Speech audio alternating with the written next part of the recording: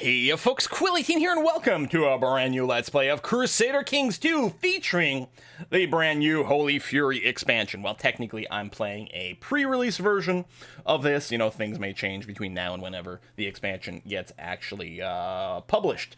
This is, of course, also accompanied by a free patch. Both the patch and the expansion change many things. The thing is, I haven't actually played a ton of CK2 recently, so there's plenty of things I'm not going to be sure if that's new to this expansion or whatnot as we go. But the thing I'm most excited for with Holy Fury, even though it revamps tons of things in a normal game, one of the things I'm most excited about is the radical transformation. I'm going to go to the earliest time period here.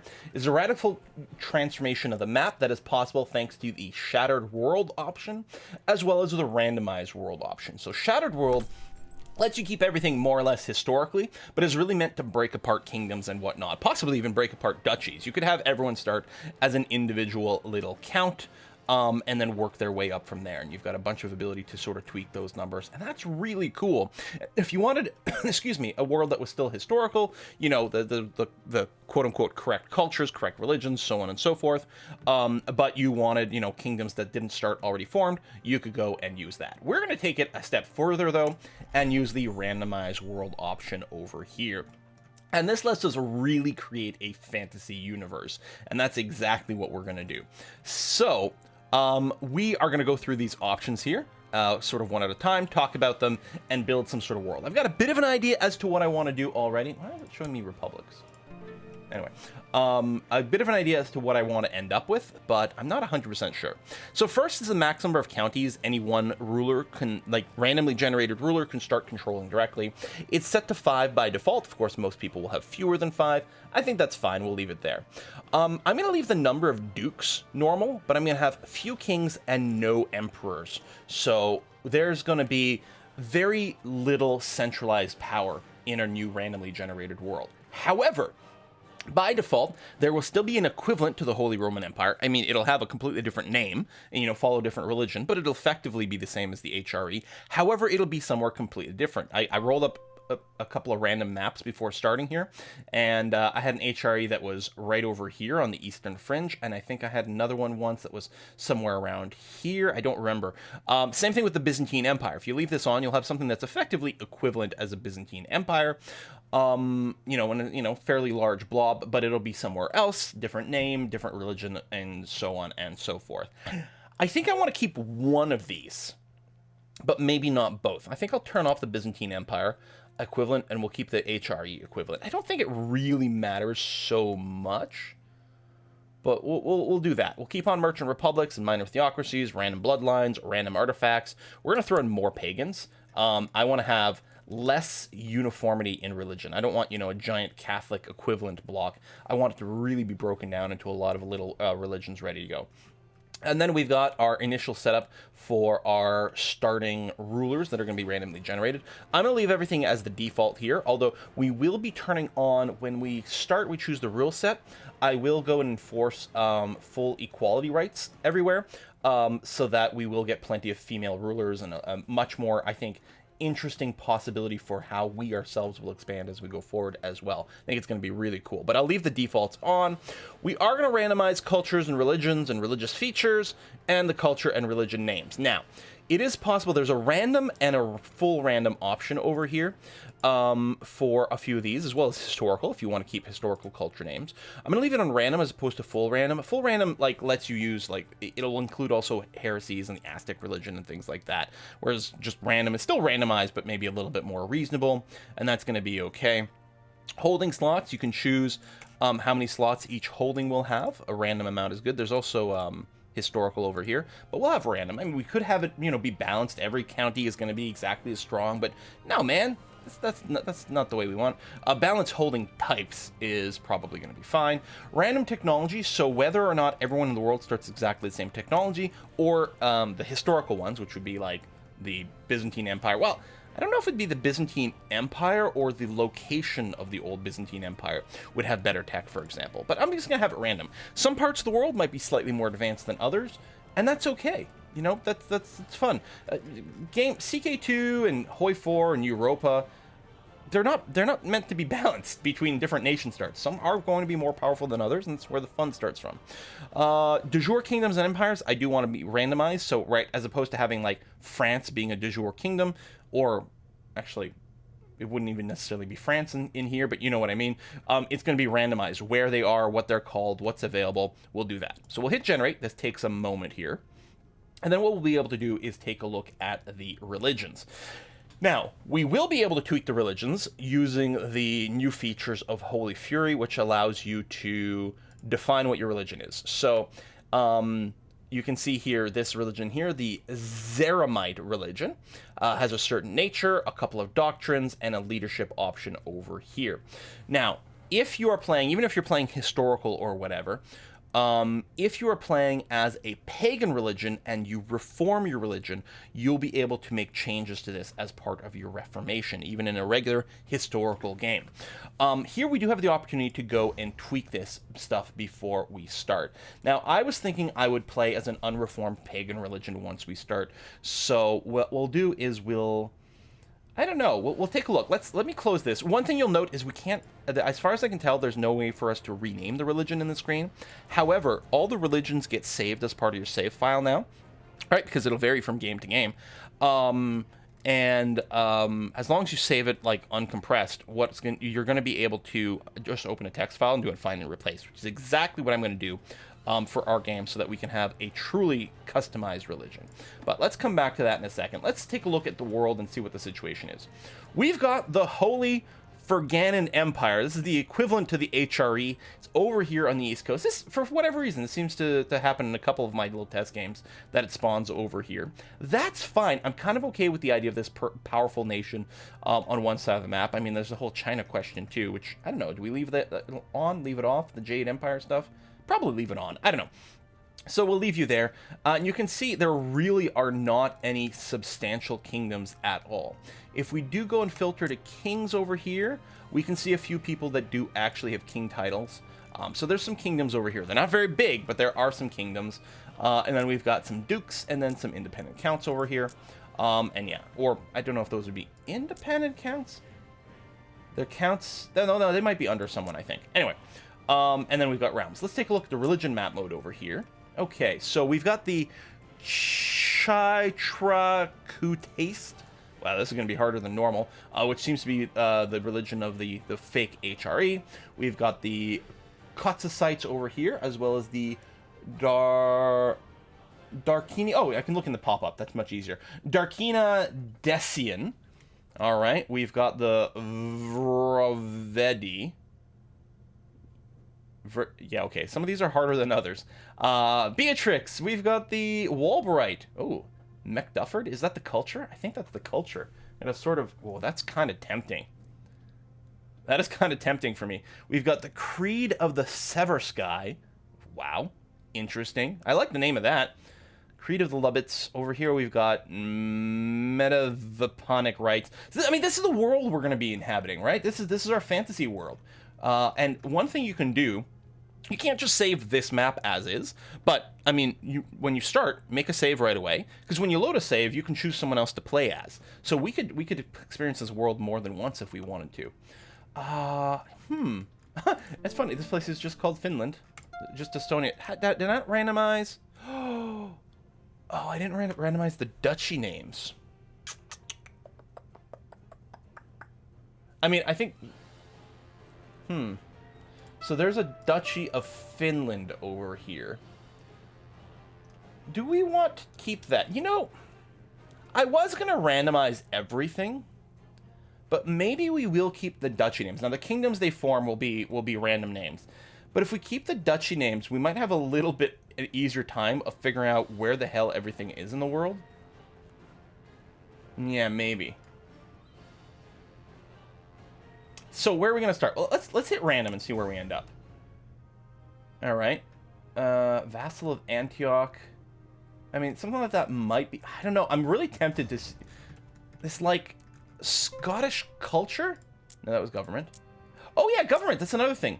Icta, feudal, tribal, nomadic, big feudal over here. Oh my God. Nomads. I mean, we really could play, like, a tribal, like, Belgianish kind of thing, right? Like, start somewhere over here.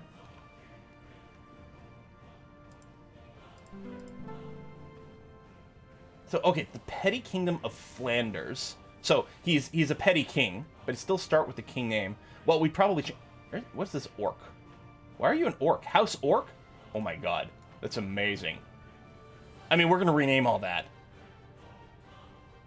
Okay, what's this? The Creed of Seversky, which has 0 moral authority, which I believe means it is pagan, which is what I want. High God, the Old Ones. Oh my god, that sounds fantastic. Evil God names the Grinning Men. Scriptures of the Song of Life. This sounds so good. So, if we take a look at the religions. So, what is this again? Seversky. That might not be the... Oh, it's the Deus Human... Wow, that is... Well, we're definitely going to rename that part of it. Oh, is it this one here? Oh, this one here. Seveskyard. All right. So, they have a warmongering nature. I don't understand what that would be like. Rulers at peace lose prestige. Rulers are extremely aggressive.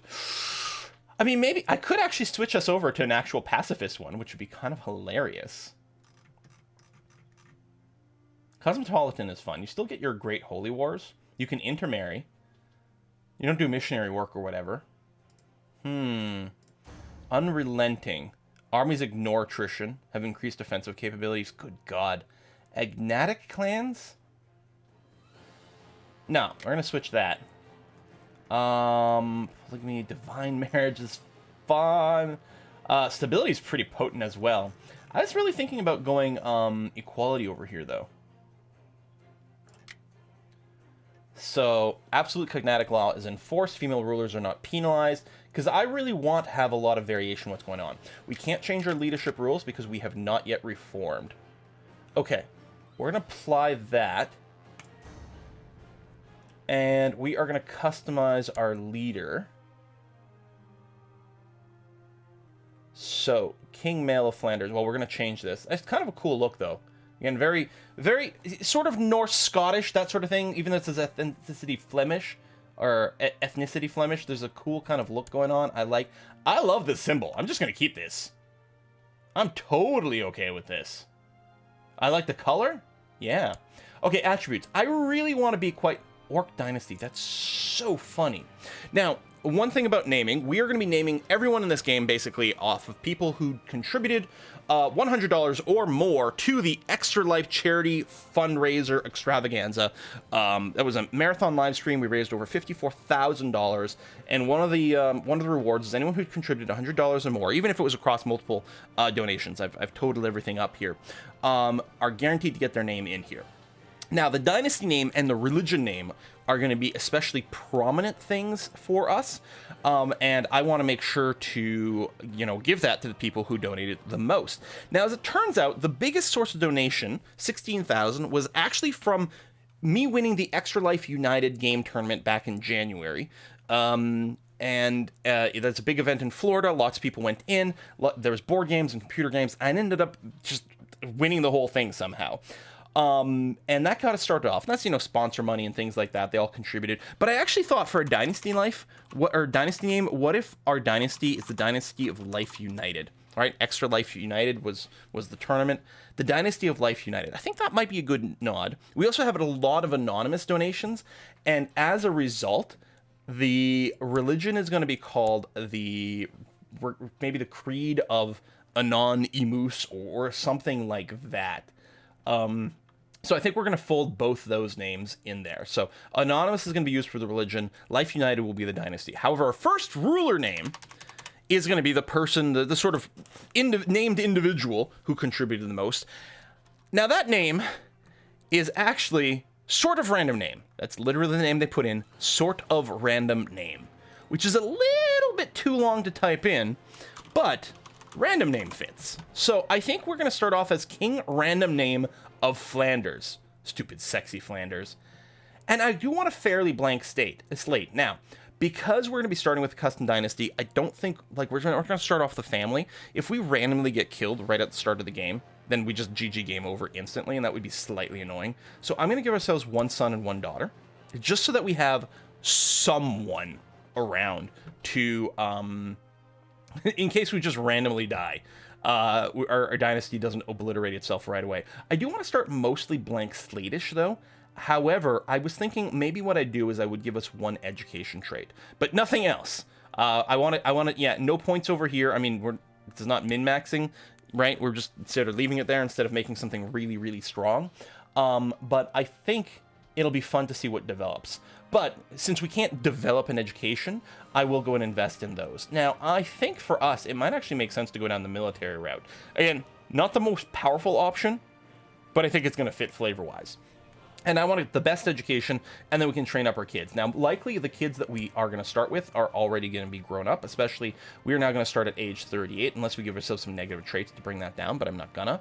I think our kids will already be grown up. We may not be able to educate these, but maybe someone else. So I think that's going to be okay. I think this is as sort of as blank slate-ish as we want. We could start younger so that we have, like if I didn't take a good education, we could start young and then we would rule for a really long time. But I think this is going to be okay. Oh, hold on. If I start with kids, then we don't get to name them. They'll already be named. Oh, that's no good. Okay, change of plans.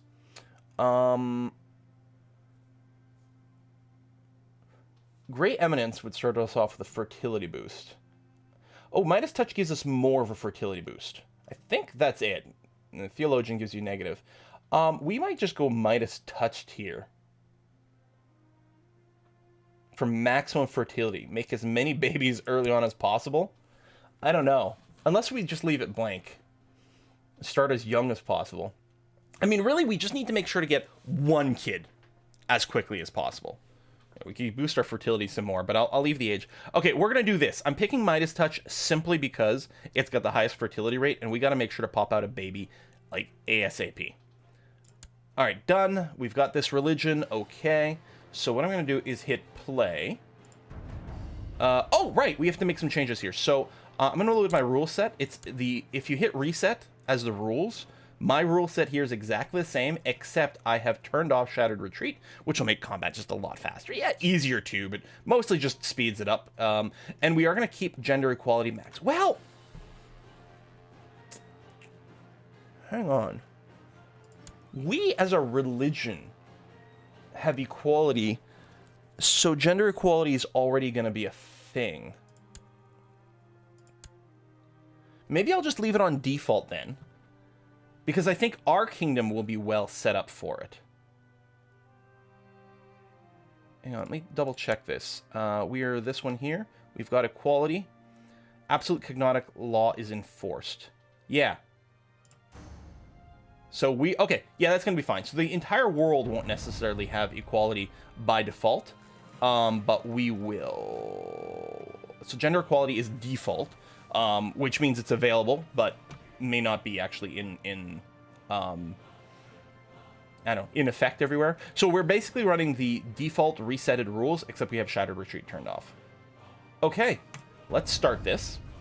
And the first thing I'm going to do is save the game and edit the save file. Excellent. We got that. We got their information of a Flemish Sudbury king. Okay, so hit save. You got to make sure that compressed save data for what we're going to do is off. Save it as Flanders over here. You can see I have a tendency to play in certain areas, huh? Or with certain names. And then if I go to my save files and I edit this, hang on, I'm going to bring it up on the screen in just a second. Over here. And display. Okay, so here's the save file that we've got going on. Here's, our player name in this particular save, for example, and a bunch of extra info. Here's our rules if you decide that you've done something wrong. I don't know if changing the rules on the fly is a good idea or not, but it's there. Now, if we do a search for our religion, which is, hang on a sec, religion here, Severskjard. So Control F, Severskjard. Excellent. So I'm going to post that whole thing into the this. Baltic Pagan Reformed. is this. We should find this again, Baltic Pagans. This is the one we currently have. This is us, the Unreformed Church, the Creed of Seversky. And then there's D underscore version. I noticed this before. I don't know what this is. I don't know if this is a heresy or something. Seversky Temple. It may not exist yet. I don't know. But we're going to rename this. So this is going to be the religion of Anonymous. And I think I'm just going to go with Anonymous like this as our religion name. That's the Reformed version. And here's this one. So Anonymous like that. Creed of Anonymous. There we go. Is going to be our full name. And like that. And then there's this thing, the Anonymous Temple. I don't know what it is. So we're going to go ahead and save this file. Then we're going to pop back over into Crusader Kings. We're going to resign to the main menu. Quit the menu. I know, it's a lot of setup before we get to start playing. But it's going to be worth it. There we go. Single player load. I guess we can just continue. Because that's the file.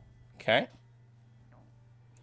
And assuming I've done everything right, our religion is now the religion of Anonymous. Excellent. Wonderful. So yeah, you can do lots of stuff by just editing the save file like that. And yeah, how lovely. Now we've got that going on. So we are here in Flanders. We probably have wars we can do right away. I mean, look at this. These guys over here, the Raja. If we declared war on you for like de jure claims. Yeah. Oh, there we go. Yeah, we've got lots of opportunity to sort of expand out a little bit. If we take a look at Flanders and look at the de jure, yeah, so Gines or Guinness over here and Ghent are part of our de jure land, so we can expand early right away, which is nice. We have no kids. We're going to have to get married right away. We've got lots of things to deal with. Worship of the ancestors. Oh, is this a sacrifice? Make a sacrifice to your ancestors and ask for the aid regarding important matters, such as relationships or prosperity. Can be done every 10th year? Okay, we might wait on that. What I think I'm going to do is I'm going to put a cut in here. I'll name this, like, episode 0, because it's just the setup. And in the next episode, we're actually going to start playing over here. But yeah, we have... we have no family history or anything put in here. We've got no cousins. It's a very tough way to start like this because everyone's out to get you because no one else is part of your dynasty. You have no real built-in friends. But I think we'll be okay. Thanks for watching. I hope you're looking forward to the series as much as I am. We're very far away from this holy Ferganan Empire, so we don't have to worry about it too much. And yeah, we had... like, this is tribal, and then we had nomadic over here. Oh, this is going to be great. Look how many little kingdoms there are. I mean, people will start to bunch up these kingdoms. They're gonna group up in the not-too-distant future, but good stuff. All right, thanks for watching, folks. I'll see you guys next time.